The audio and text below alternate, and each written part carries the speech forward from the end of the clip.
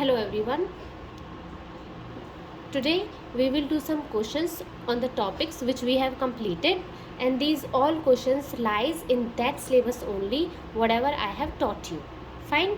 अभी तक हमने जो कुछ भी पढ़ा है ये सारे क्वेश्चंस उसी में से हैं. ये सिर्फ आपका रिवीजन कराने के लिए है ताकि आपको ये लगे कि आपने क्या पढ़ा है अभी तक. Okay, let's start from our first question. Kidney has a cap-like structure which release the hormone called. Kidney, जब मैंने आपको ग्लैंड्स पढ़ाई थी तो मैंने आपको बताया था कि किडनी के ऊपर एक कैप लाइक स्ट्रक्चर होता है. सबसे पहले आप लोग ये रिमेंबर कीजिए कि वो कौन सी ग्लैंड थी. कौन सी ग्लैंड थी? Adrenal gland. Okay, adrenal gland 2 hormones release करती थी. फाइन.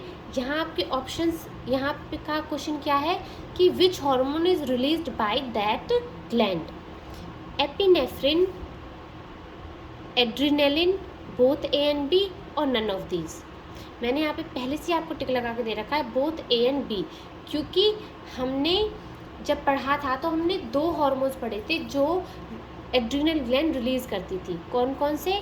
एड्रिनलिन और नॉन एड्रिनलिन. वैसे ही epinephrine and norepinephrine. Epinephrine को ही क्या बोलते थे? Adrenaline hormone. फाइन.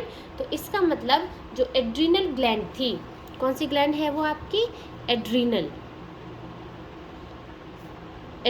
ग्लैंड है, और वो ये दोनों हार्मोन एक के ही नाम है, एपिनेफ्रिन एंड एड्रीनलिन. फाइन. तो इसका आंसर हो जाएगा बोथ ए एंड बी. अब है आपका peripheral nervous system contains which of the following nerve. हमारे 2 नर्वस सिस्टम थे, सीएनएस एंड पीएनएस. जो आपका सीएनएस था उसका मतलब था सेंट्रल नर्वस सिस्टम. पीएनएस का मतलब था पेरिफेरल नर्वस सिस्टम. जो हमारा सीएनएस था उसमें हमारे 2 पार्ट्स लाई करते थे, स्पाइनल कॉर्ड और ब्रेन. पर जो हमारा पीएनएस था उसमें हमारी जो ब्रेन और स्पाइनल कॉर्ड्स के अलावा जितनी भी हमारी नर्व्स होती हैं उनका जो सिग्नल है, ट्रांसमिशन है, वो किस सिस्टम के अंदर होता था?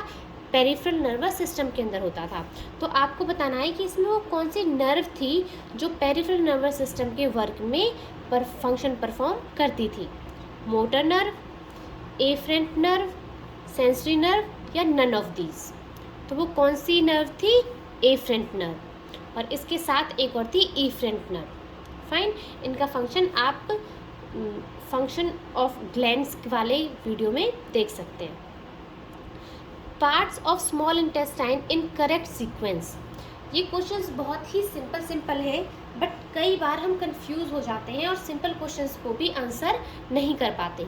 इसीलिए मैं आप लोगों का इस तरीके से रिवीजन करा रही हूँ ताकि आपने जो कुछ भी अब तक पढ़ा है you will able to answer questions from there. तो कौन कौन से पार्ट्स? वैसे तो हमारे स्मॉल इंटेस्टाइन के 3 पार्ट्स होते हैं. कौन कौन से होते हैं? ड्यूडेनम, जुजेनम और इलियम. और इनका सही सीक्वेंस भी यही है, ड्यूडेनम, जुजेनम और इलियम. और ये कौन सा है आपका? सी वाला पार्ट है. ओके. नेक्स्ट क्वेश्चन है आपका name the cells which have myogenic property. अब मायोजेनिक प्रॉपर्टी क्या थी?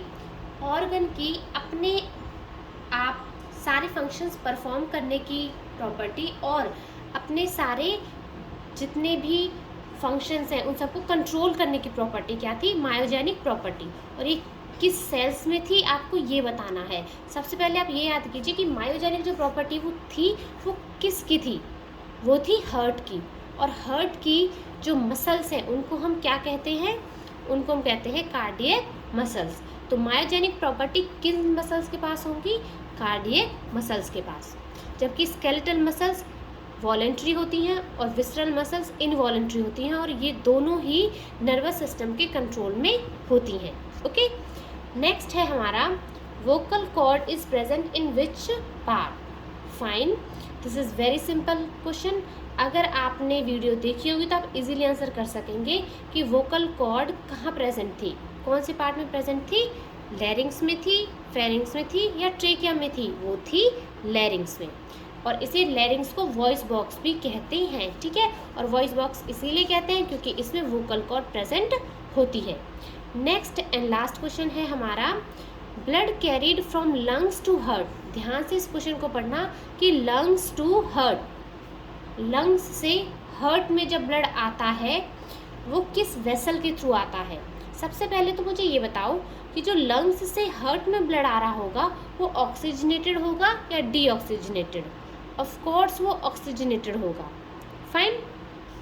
अगर ब्लड ऑक्सीजनेटेड है तो ऑक्सीजनेटेड ब्लड को तो आर्टरीज कैरी करती हैं, right.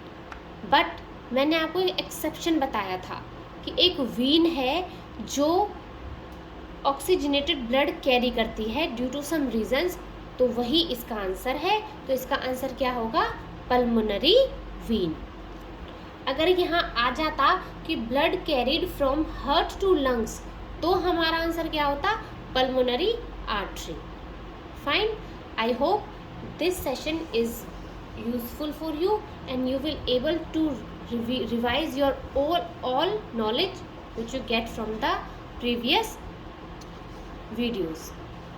Thank you. If you like it, please share it and subscribe it.